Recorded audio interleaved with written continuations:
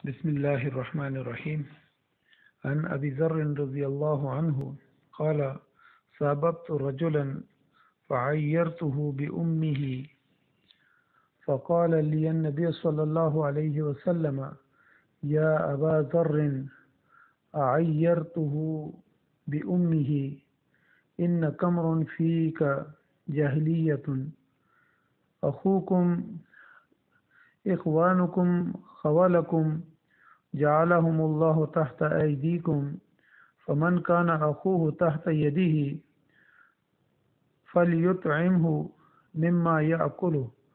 ويلبسه مما يلبسه، ولا تكلفوهم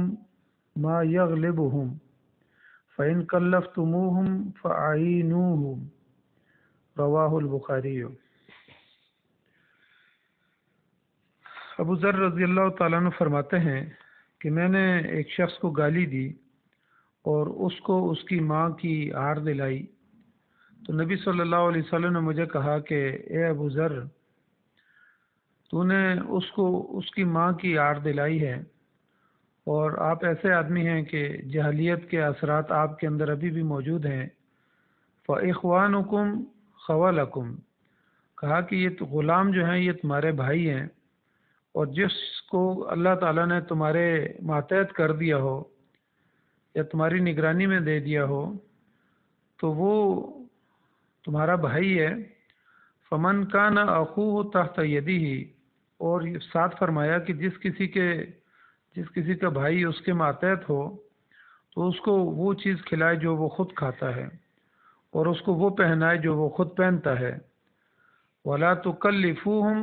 ما یغلبہم، اور ان سے ایسا کام نہ لے جو اس کو گراں گزرتا ہو، اور اگر اس طرح کا کوئی کام لینا بھی ہو تو فرمائے فَأَعِينُوهُمْ، تو پھر اس کی مدد بھی کریں، اس کے ساتھ اس کا ہاتھ بٹائیں. اس حدیث میں سب سے پہلی بات تو یہ فرمائی کہ وَلَقَدْ كَرَّمْنَا بَنِي آدم، کہ بنی آدم کو ہم نے شرف انسانیت دیا ہے، اور کوئی شخص دوسرے انسان کو اپنے سے ذلیل اور حقیر نہ سمجھے. اس لیے پہلی بات تو یہ فرمائی کہ ابو ذر رضی اللہ تعالیٰ عنہ کہتے ہیں کہ میں نے، یعنی دوسری احادیث کے اندر آتا ہے کہ حضرت ابو ذر رضی اللہ تعالیٰ عنہ نے حضرت بلال رضی اللہ تعالیٰ عنہ کو ایک جملہ بولا تھا، اور وہ یہ تھا کہ اے سیافام عورت کے بیٹے، یعنی صرف اس کی ماں کی آڑ دلائی تھی کہ تمہاری ماں کالی ہے اور کالے رنگ کی عورت کے بیٹے. تو نبی صلی اللہ علیہ وسلم نے اس بات سے منع کیا اور ناپسند فرمایا. یعنی کسی کو گالی دینا، کسی کا قتل کرنا، کسی کو نقصان پہنچانا، تکلیف دینا، یہ تو بہت بڑی بات ہے. صرف ایک جملہ بولا تھا اور آڑ دلائی تھی، غیرت دلائی تھی. تو اس بات کو بھی نبی صلی اللہ علیہ وسلم نے فرمایا کہ یہ جہلیت کے اثرات ہیں. یعنی زمانہ جہلیت میں جو لوگ ایک دوسرے کو قتل کر دیتے تھے، خاندانوں کے خاندان قتل ہو جاتے تھے، تو یہاں پر صرف ایک جملہ بولا تو نبی صلی اللہ علیہ وسلم نے اس کو بھی کہا کہ یہ بھی جہلیت کا اثر ہے. اور پھر ساتھ ہی یہ فرمایا کہ تمہارے غلام جو ہیں وہ تمہارے بھائی ہیں، اگر اللہ نے ان کو تمہارے ماتحت کر دیا ہے تو پھر اس کے بعد دو تین باتیں اور فرمائی کہ وہ اگر تمہاری خدمت میں لگا ہوا ہے تو اس کو وہی کچھ کھلائیں جو خود کھاتے ہیں، اور اس کو وہی کچھ پہنائیں جو خود پہنتے ہیں. اور کہا کہ ایسے کام ان لوگوں سے نہ لیے جائیں جو ان پر مشقت ہو، جو ان کو تکلیف میں ڈالتے ہوں،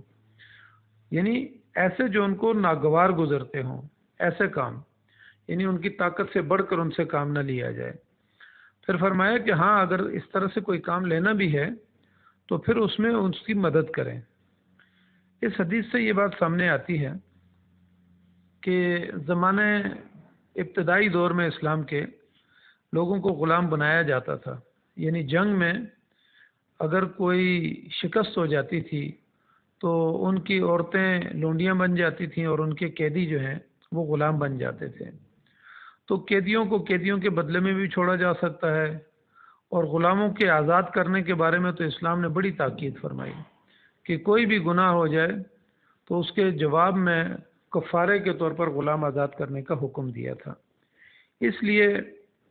یہاں پر یہ فرمایا گیا ہے کہ آج کل کے دور میں خیر غلامی کا دور تو نہیں ہے، آج تو اقوام متحدہ نے اس غلامی کے دور کو ختم کر دیا اور قیدیوں کو جو ہے نا قیدی بنا دیا گیا اور قیدیوں کے پھر حقوق متعین کر دیے گئے۔ لیکن یہاں پر یہ فرمایا کہ اگر کوئی غلام ہو یا آج کل کے دور میں کوئی تمہارا ملازم ہو یا نوکر ہو، چاہے فیکٹریوں کے اندر ہو یا کاروباری اداروں کے اندر ہو یا گھروں کے اندر تمہارے کوئی ملازمین ہو، تو ان کے ساتھ بھی عدل اور انصاف کرنا اور ان کو بھی جو ہے نا اپنی طرح کا ہی انسان سمجھنا، اور ساتھ یہ فرمایا کہ یہ نوکر بھی تمہارے بھائی ہیں، تمہاری ہی طرح ہیں، اس لیے اللہ نے ان کو تمہارے قبضہ قدرت میں دے دیا ہے اور تمہارے ماتحت کر دیا ہے، تو اس لیے تم نے پھر عدل اور انصاف اور مساوات ان کے ساتھ برابر رکھنا ہے